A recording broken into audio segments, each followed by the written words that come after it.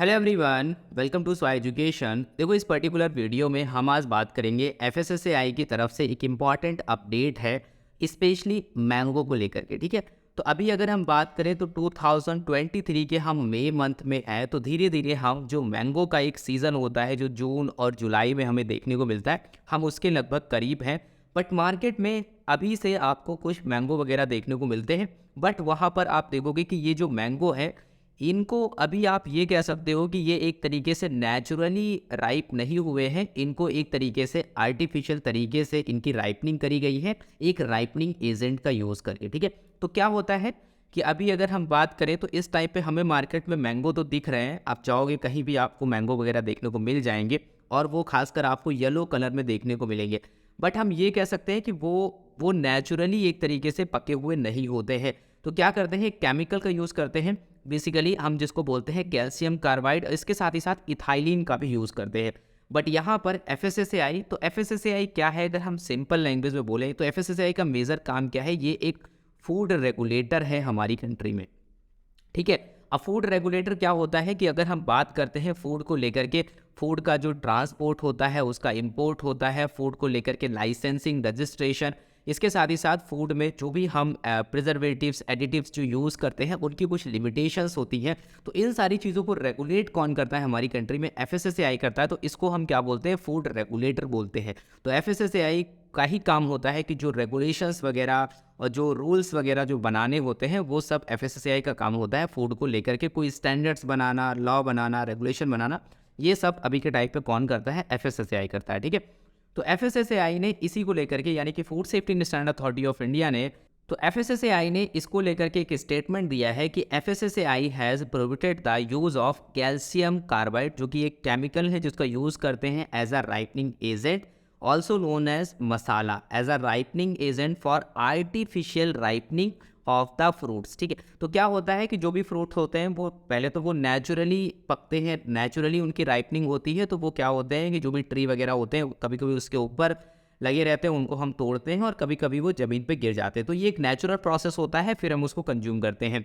But यहाँ पर क्या होता है कि उनको हम अपनी, उनकी जो राइपनिंग स्टेज होती है उसको आने से पहले ही हम उसको वहाँ से तोड़ लेते हैं और उसके बाद में उसको स्टोर करते हैं, और हम कैल्शियम कार्बाइड का यूज़ करते हैं एज अ राइपनिंग एजेंट। फिर हम उसको यहाँ पर क्या करते हैं, पकाते हैं, राइपनिंग करते हैं उसकी, और उसके बाद में उसको मार्केट में सेल करते हैं। जो आज के टाइम पे जिस तरीके के मैंगो हमें अभी के टाइम पे देखने को मिल रहा है, क्योंकि अभी प्रॉपर वो सीज़न स्टार्ट नहीं हुआ है। इसको देखा जाए तो एक तरीके से अगर हम बात करें तो एफएसएसएआई कहता है, और अगर हम और भी रिसर्च पेपर्स वगैरह को पढ़ते हैं तो हमें ये पता चलता है कि ये जो कैल्शियम कार्बाइड है, ये कहीं ना कहीं हमारी हेल्थ के लिए बहुत ज़्यादा हार्मफुल होता है। इसके डिफरेंट डिफरेंट टाइप के न्यूरोलॉजिकल इफेक्ट्स भी हमें देखने को मिलते हैं। आप देखोगे कि इसका बहुत ज़्यादा साइड इफेक्ट्स हमें देखने को मिलता है, जिसके बारे में हम आगे देखेंगे। तो इसी को लेकर के, इसी को ध्यान में रखते हुए फूड रेगुलेटर यानी कि एफएसएसएआई ने एक नोटिस जारी किया और बोला गया कि कैल्शियम कार्बाइड को बैन किया जाता है। ठीक है, तो इसको लेकर के क्या किया एफएसएसएआई ने, एफएसएसएआई वांट्स ट्रेडर्स और इसके साथ ही साथ फूड बिजनेस ऑपरेटर, सभी को यहाँ पर एक वार्निंग दी है, not to use prohibited calcium carbide, calcium carbide को ना यूज़ किया जाए for the artificial ripening of the fruit. तो क्या होता है, जो आर्टिफिशियल राइपनिंग होती है उसको रोकने के लिए यहाँ पर बोला गया कि आप इसको मत यूज़ करो। ठीक है, बट क्या होता है कि आपने सुना होगा कि इसके साथ ही साथ कैल्शियम कार्बाइड कभी कभी यूज़ करते हैं, और कभी कभी हम इथाइलिन का भी यूज़ करते हैं। तो इथाइलिन के केस में क्या बोला गया है कि food regulator FSSAI has wants traders, food handlers and food business operator not to use prohibited calcium carbide, calcium carbide तो नहीं यूज़ करना है बिल्कुल भी, for the artificial ripening of the fruit seed, strict action will be taken against the user। अगर कोई करता है तो उसके अगेंस्ट यहाँ पर क्या होगा, एक लीगल एक्शन उसके अगेंस्ट लिया जाएगा। The regulator ask them to use the approved material like ethylene in a proper manner. तो इथाइलिन का यूज़ किया जा सकता है, बट उसको भी प्रॉपर मैनर में यूज़ किया जाएगा, यानी कि किसी भी केमिकल को यूज़ करने के लिए एक प्रॉपर डोज, एक स्टैंडर्ड्स बनाया गया है कि उससे ज़्यादा आप नहीं यूज़ कर सकते हो, उसकी कुछ लिमिटेशंस है।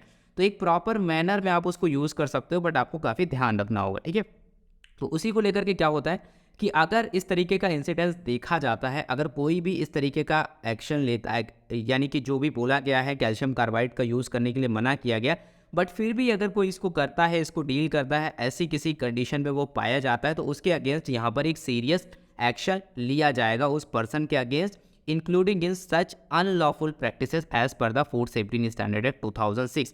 तो as food safety standard act 2006 जो है उसी के अकॉर्डिंग यहाँ पर क्या होगा, उसके ऊपर पेनाल्टी वगैरह इंपोज करी जाएंगी और इम्प्रिजनमेंट भी उसके ऊपर हो सकता है। तो यहाँ पर बहुत सारे केसेस बन सकते हैं। देखो, पहली बात तो है कि आप यहाँ पर जो लॉ है उसका कंट्रावेंशन कर रहे हो, तो उस केस में तो आपके ऊपर जो पेनाल्टी इंपोज होनी है वो तो इंपोज होगी, ठीक है। बट अगर उस पर्टिकुलर फ्रूट को या फूड को कंज्यूम करने के बाद में कंज्यूमर के साथ में कुछ गलत होता है, उसको अगर कोई एक तरीके से इंजरी होती है या फिर उसकी डेथ तक हो जाती है, कुछ ऐसे भी अगर सर्कमस्टेंसेस हमें देखने को मिलते हैं, तो उस केस में food safety and standard act के अंडर में जो पेनाल्टी है वहाँ पर और बहुत सारे प्रोविजंस लिखे गए हैं, तो वो भी सारे यहाँ पर अप्लाई होंगे। तो आप समझ सकते हो कि नंबर ऑफ लॉ आपके ऊपर इम्पोज किए जा सकते हैं अगर ऐसी कोई एक्टिविटी पाई जाती है। तो ये सारी चीज़ें किसके अकॉर्डिंग होगी, हमारे food safety and standard act 2006 के अकॉर्डिंग होगी। अब फूड लॉ काफ़ी बड़ा है। देखो, अगर आपको फूड लॉ के बारे में कुछ नहीं पता है, तो जबकि ये एक बहुत इंपॉर्टेंट टॉपिक हो जाता है, अगर किसी बार आप एग्जाम की प्रिपरेशन करो तो फूड लॉ के बारे में आपको पता होना चाहिए, बट ये थोड़ा कॉम्प्लिकेटेड है। इसमें नंबर ऑफ सेक्शन 101 है।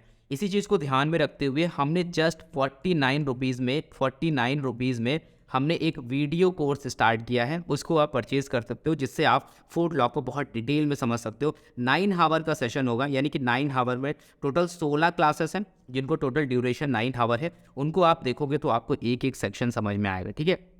फिर अगर हम आगे बढ़ते हैं तो FSSAI रेगुलेशन इसके बारे में क्या बोलता है, ठीक है। तो FSSAI noted that ripening of fruit is a natural phenomena. तो यहाँ पर हम देखते हैं ये एक नेचुरल प्रोसेस है कि जो भी फ्रूट्स वगैरह होते हैं उनकी एक नेचुरल राइपनिंग होती है, पेड़ में होती है, फिर उसके बाद में वो ज़मीन के गिर जाते हैं, फिर उसके बाद में हम उनको कलेक्ट करके कंज्यूम कर सकते हैं। That makes the fruit edible, palatable and nutritious for the consumer. तो क्या होता है कि जो इस तरीके से जो फ्रूट्स पके हुए होते हैं वो काफ़ी ज़्यादा न्यूट्रिशियस होते हैं, तो उनके अंदर न्यूट्रिशन कंपोजिशन काफ़ी ज़्यादा होता है और वो हमारी हेल्थ के लिए काफ़ी अच्छे होते हैं।